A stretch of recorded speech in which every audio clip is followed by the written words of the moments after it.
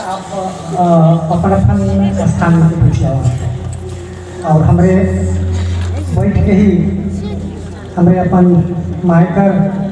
महिमा भजन की दावत रहा और कुछ समाज का धर्म की बात के हमारे घर बीच में दादा मने पापा मने भाई मने और बहुत दूर दूर से हमारे घर 3 राय समाज का खातिर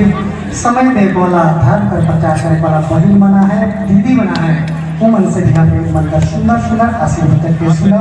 और से सभा स्थल में स्टेरा का पावन धरती में आवल तमाम भाई मन से बाप मन से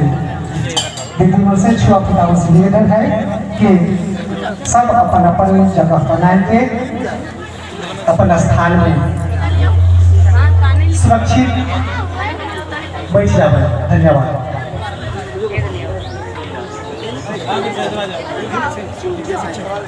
मनीषा मन के